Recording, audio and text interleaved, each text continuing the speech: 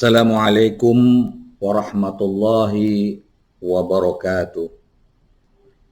Cik-cik, puan-puan, sahabat budiman yang inspiratif. Jumpa lagi bersama Kata Aha, Abu Hanifah Official, yang khusus menyajikan materi-materi inspiratif dan faktual yang berasal dari berbagai aspek kehidupan dan semoga menjadi pelajaran berharga buat kita bersama.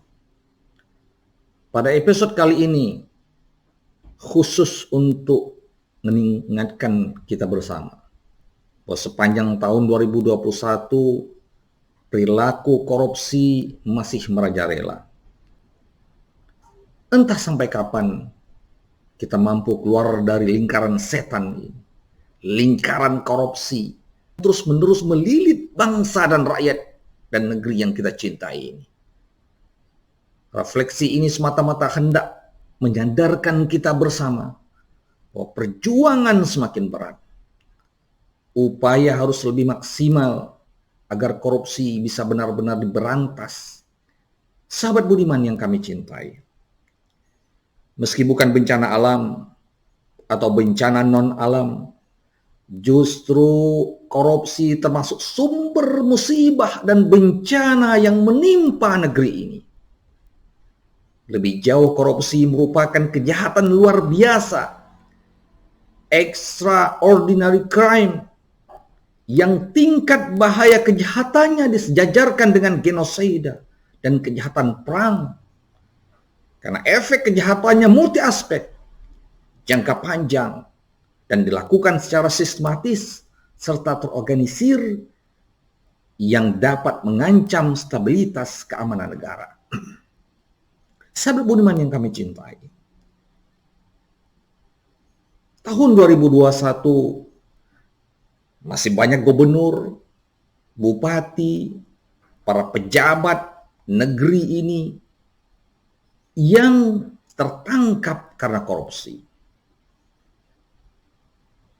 Berdasarkan laporan KPK yang disampaikan oleh Ketua KPK pada tanggal 8 Desember 2021 lalu, dalam acara Hari Anti Korupsi Sedunia, Ketua KPK menyampaikan kepada kita bahwasanya sepanjang tahun 2021, KPK telah menangkap dan menetapkan sebagai tersangka setidaknya 109 orang. Dan KPK juga telah mampu menjaga atau menyelamatkan 46,5 triliun potensi kerugian negara dari korupsi. Serta KPK berhasil mengembalikan uang negara yang dikorupsi oleh para koruptor sepanjang tahun 2021 2,6 triliun. Kemudian berdasarkan catatan yang kami rangkum dari laporan teman-teman ICW, dalam kurun waktu 5 tahun terakhir, uang negara yang dirampok oleh para koruptor mencapai 88 triliun. Dari 1.816 kasus dan sudah ditetapkan 3.949 tersangka koruptor. Data ini belum termasuk kasus-kasus besar yang sampai saat ini sedang ditangani oleh Kejaksaan Agung. Kita tahu ada kasus korupsi PT Asuransi Jiwasraya yang nilainya 16,8 triliun. Ada kasus korupsi Asabri yang nilainya 22,7 triliun.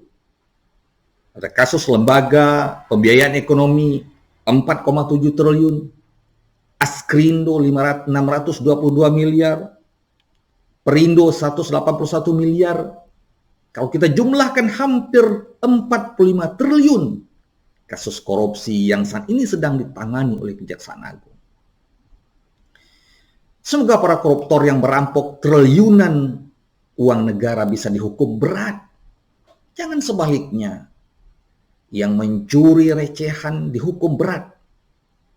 Sementara yang merampok triliunan uang negara dihukum ringan. Tentunya kita tidak ingin lagi ada cerita Nenek Ashani beberapa tahun ketika dia kedapatan mencuri 5 kayu di kawasan hutan perhutani. Nenek ini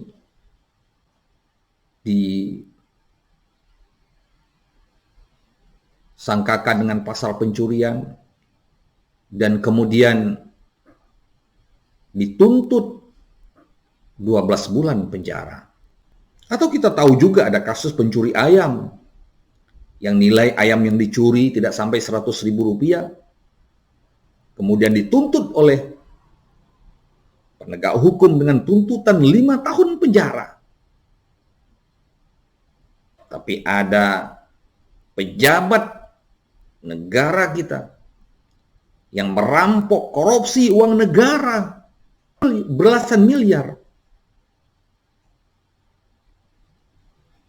juga dituntut 5 tahun penjara.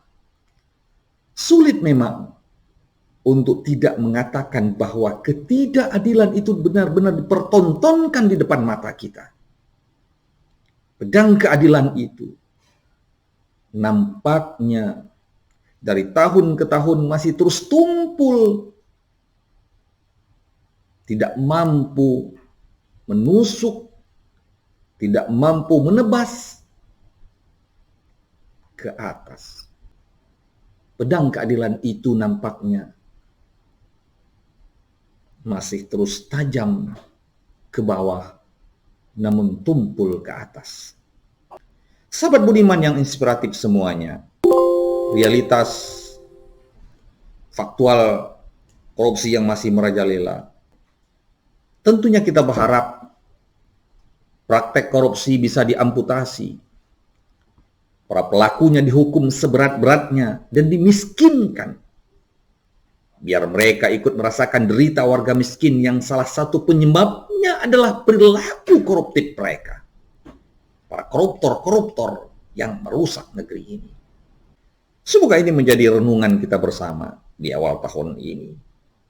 Sampai jumpa di episode mendatang. Wassalamualaikum warahmatullahi wabarakatuh.